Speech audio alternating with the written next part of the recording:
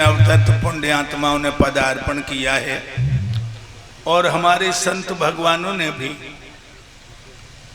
अपना पूर्ण समय दिया। और भक्तों, संत मिले ता हर मिले रही न अंतररेख। संतों का साक्षात्कार होना ये बहुत बड़े पुण्य का प्रसाद है।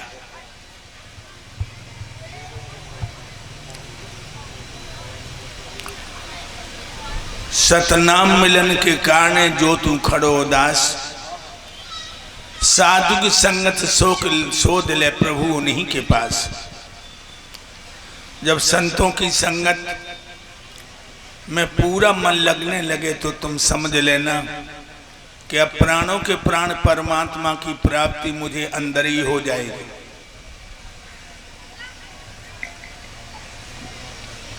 कबीर साहब ने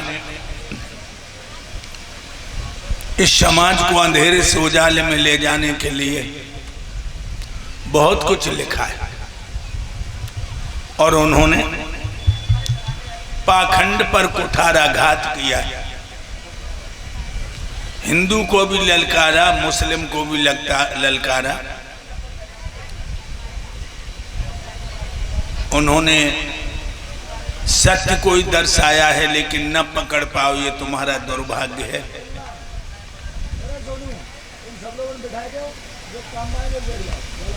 भाइयों,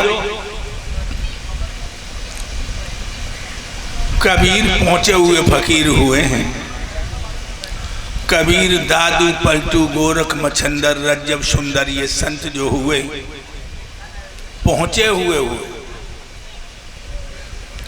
सभी सयाने एक मत, सबकी एक ही बात। जो पहुंचे सो कह गए सबकी एक ही जात। जय हो। जो पहुंचे हैं सो कह गए। कहें लखे सो मानवी, सैन लखे सो साध, और मन की लखे सो देवता। कबीर अगम अगाध। कहें से जो मान जाए वो मनुष्य है, इशारा में समझ जाए वो महात्मा है, और मन की लखे सो देवता। कबीर अगम अगाध। तो मेरे भाइयों, इन संतों के पास तुम्हारे लिए बहुत कुछ रखा है, तुम लेना चाहो तो ले लोगे। संसार के बाजार में व्यापार की मंडी लगी, और होशियार सौदा समार के खरीदिए। जहाँ संतें शराबी हर नाम की खरीद होए, अकल पास तो होए बस साफ साफ लीजिए। भाइयों, भगवान की कथा में जाकर केवल ढोल मजीरा मत देखो, अपनी आत्मा के कल्याण के बारे में सोचो। एक रात एक दिन जो हमारा आपका कट जाता है, उतनी मौत के नजदीक पहुंच रहे हम और आप। इसलिए सुबह होने से पहले तोसा बांध लो।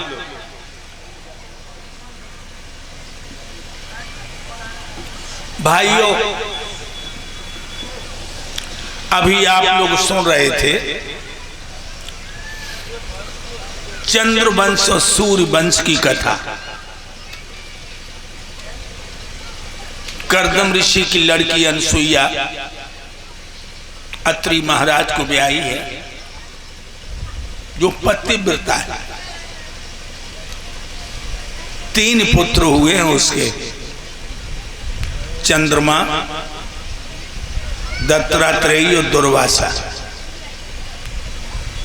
चंद्रमा ने बृहस्पति ब्राह्मण की पत्नी से संभोग किया है तो बुध पैदा हुआ, बुध से पुरुरवा पैदा हुआ, पुरुरवा से राजा आयु पैदा हुआ, जिसके लिए भृगवंशी कन्या ब्राह्मणों की लड़की प्रभा ब्याही थी।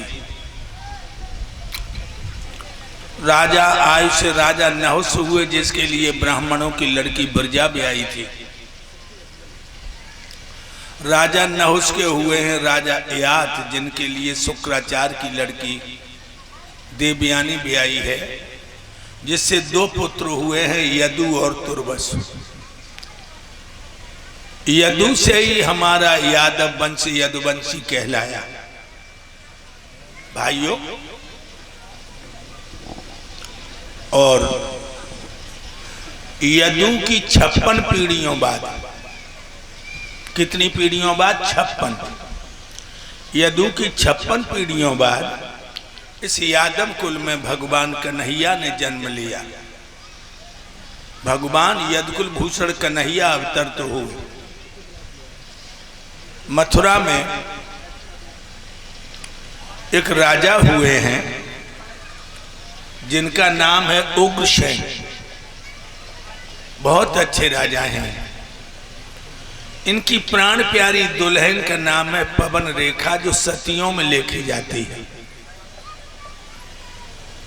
पवन रेखा बहुत ही सुंदर है,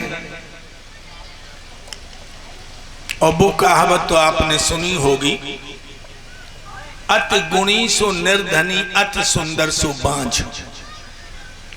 जो ज्यादा विद्वान होते हैं वो धन को इकट्ठा नहीं करते, और जो औरत ज्यादा सुंदर होती है भक्त, वो बांझ होती है। रानी पवन रेखा कोई संतान पैदा नहीं हुई, लेकिन उग्रसेन ने कभी अपनी दुल्हन को अपमानित नहीं किया कि तू बांझ है, तूने मेरे परिवार पर दीपक बुझा दिया। ऐसे शब्दों का प्रयोग नहीं किया। और भाइयों, घर तो वही स्वर्ग है जिसमें पत्नी पति को परमेश्वर माने और पति पत्नी को घर की लक्ष्मी। वो घर स्वर्ग है, ये बता दूं आपको।